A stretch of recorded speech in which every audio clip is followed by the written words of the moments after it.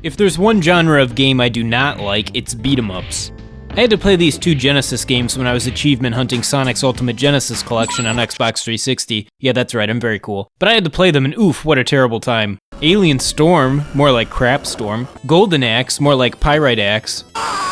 That's actually a really good joke if you remember back to your 8th grade Earth Science class. So whenever I see a retro beat-em-up, I'm immediately uninterested. However, this one has Captain America in it, and he does this cool pose, so I was sucked in. And boy am I glad to have given it a shot because I had an absolute blast. I absolutely adore this game. The story is very familiar for anyone who went to the movies in the last decade. There are 6 Infinity Stones and someone is out to collect them. So Adam Warlock comes and warns Captain America, Spider-Man, Iron Man, Wolverine, and the Hulk that they need to come find them first. So you set off to some locations that Iron Man's tech think they might be located.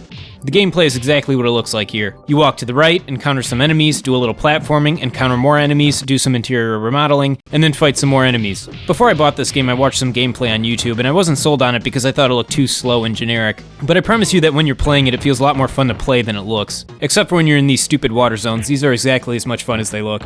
The 5 characters each have pretty unique playstyles. All of them have the standard basic attack, but you can do some character-specific special moves if you enter some fighting game-like inputs. To help you get used to the system, they added a nice feature where you can practice with any character against a random boss from the game to master the playstyle before tackling a real stage with real consequences. This amazing gameplay you're watching right now is Mrs. HydratedGaming trying to play this game. I do recommend doing a little practice with everyone too, because they all feel different enough that they each have their own advantages and disadvantages. Hulk is slow but powerful. Iron Man can move around the entire screen with ease using his double jump. Captain America can throw his shield from a distance and at angles to make taking out certain enemies and obstacles a breeze. He's also excellent for fighting flying enemies. Wolverine can climb up walls and rack up a lot of damage while being fairly mobile.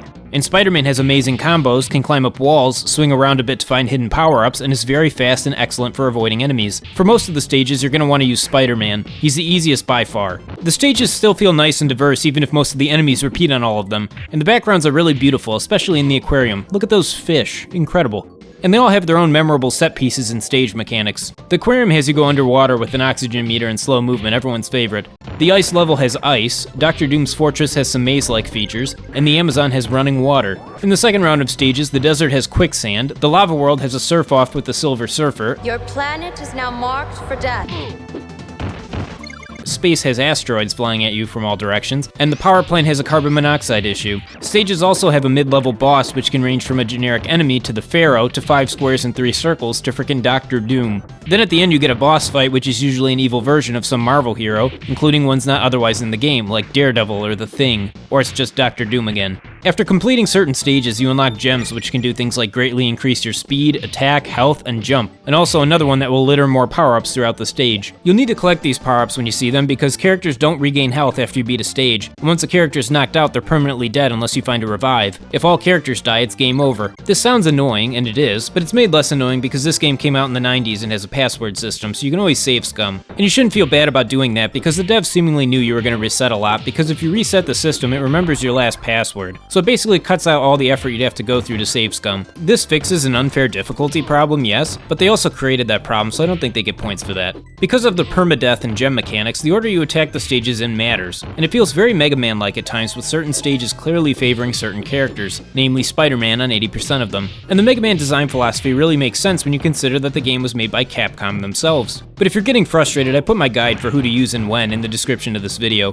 Or you can do what I did and take a trip down memory lane by opening up a good old game facts guide. What a lost art. The guys who wrote these are the forgotten heroes of our age. Look how they made the logo with the letters. I miss this era of the internet. After beating the first 4 stages, you're immediately sent to a spaceship stage, where you fight someone called Magus, who I'm pretty sure is an alternate evil future form of Adam Warlock. Let's remember that fact. Then you do 4 more stages, including the one I mentioned where Doctor Strange gives you a surfboard to outsurf the Silver Surfer. Your planet is now...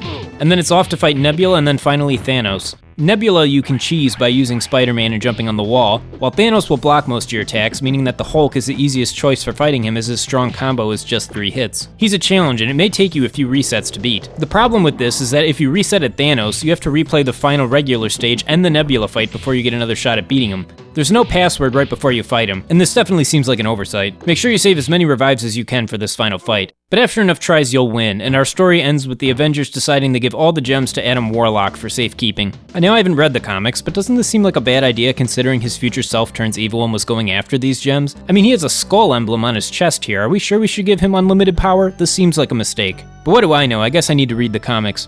And at that, the game ends. Like I said earlier, I had a ton of fun. Games like this are why I love retro gaming. Finding old gems like this is such a treat. I definitely recommend it to anyone who likes these characters, and after the last 2 decades, I'm gonna guess it's pretty much most people. The graphics are great, the music is nice, and the campaign isn't very long. It took me about 5 hours to beat on my first playthrough and 2 to beat on my second. It's not a long game, but I'm a busy person, so that doesn't matter to me at all. I've actually started to prefer games that are all meat like this, no filler. Short and sweet and consistently neat. I'm on the gaming equivalent of the carnivore diet. The only issue is this game does catch a rather high price of $45 according to price charting, which is a bit high for this, but I found mine for $30 at a local game store, which feels much fairer. If you want to add this one to your collection, be on the lookout for a sale. $45 just seems a bit high to me. Or you could buy the arcade 1-up machine if you think $45 is a bit low to you, but I recommend financial counseling if you think that. But at that, I'd like to thank you for watching Hydrated Gaming. I've been on a big Marvel kick lately, rewatching the movies and listening to some YouTubers read the comics to me while I'm at work. So if you know of any good Marvel games for me to try out, let me know. Here's what I currently have. Let me know if there's any good ones that I'm missing. But until then, I'll see you next time. Stay hydrated.